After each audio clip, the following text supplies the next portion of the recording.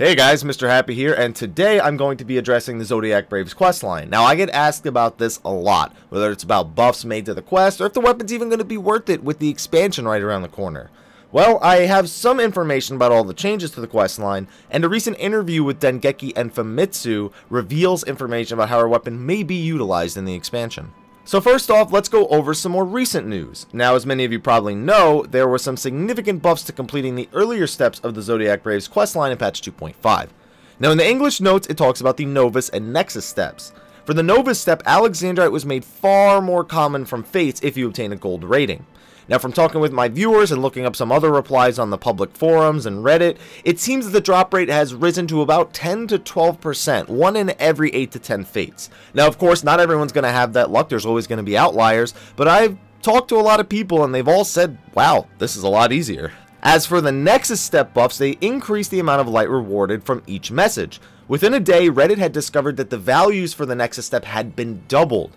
This means that Feeble, which was worth 1 before, is now worth 2, Gentle worth 4 lights, Bright worth 8 lights, etc, etc. So this step was literally cut in half in terms of its length. It's still a lot of Garudas, but 250 Garudas is better than 500. And then there was one more change that players may be unaware of. Now, for the longest time, the fates for the Anima step have been the part that I hate the most, especially since a lot of them sit on like a 4-hour spawn time. However, according to Grekuma on the official forums, they actually forgot to include in the English patch notes that they reduced the spawn times for the Zodiac Trials Fates as well. How much, you may wonder? Well, not really enough in my opinion. Most of those Fates sat on about a 4-hour timer, like I said, and it seems that they now sit on closer to like a 2-hour timer. I mean, that's improvement, don't get me wrong, but that's still a whole episode of Sherlock between Fates, so I hope you have a Netflix account ready. Now, while all those buffs are nice, the big question still stands. Is all of the effort going to be worth it? All of this effort we're putting into a weapon, especially when we're going to be able to get tomestones and carbon twines from the weekly quest for the Crystal Tower eventually, will all our hard work grant us any sort of edge going into Heavensward? Well, it seems they're trying to make it mean something. So Yoshi P apparently did a great many interviews before patch 2.5 released that were all released as soon as 2.5 launched. Thankfully, Slicer over at the Blue Garter forums was a busy bee getting them all translated in a timely fashion. Thank you for that, by the way.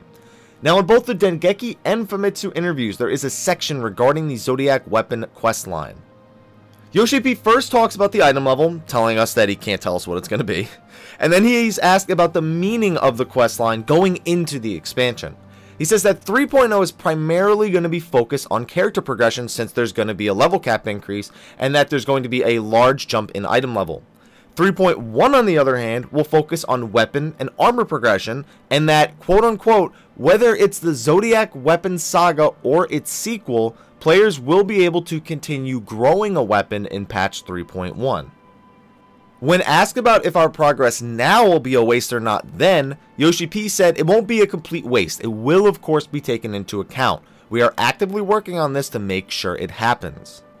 So there you have it. It won't be a complete waste. But for right now, we still can't answer just how much it's going to aid you in the progression you do then.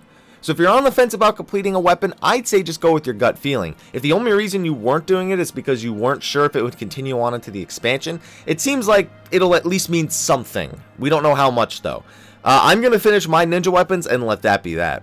Now, the only remaining question that I really get pretty often is if Dark Knight Machinist and Astrologian are going to have to do the level 50 relic quest, go all the way through all the Zodiac Braves questline in order to do a weapon in Heavensward.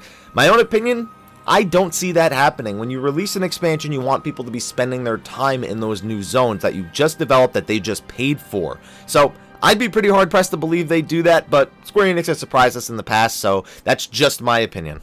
Anyway, guys, be sure to like, favorite, subscribe, and share, and be sure to discuss this information in the comment section of the video below. Share your experiences with the new buffs from patch 2.5, especially the Fate Timer, since I'm curious about some of your experiences, and hopefully we can all just get some more information coming in the next few months. But anyway, guys, thank you for watching this video. I'll see you guys in the next one. Until then, take care.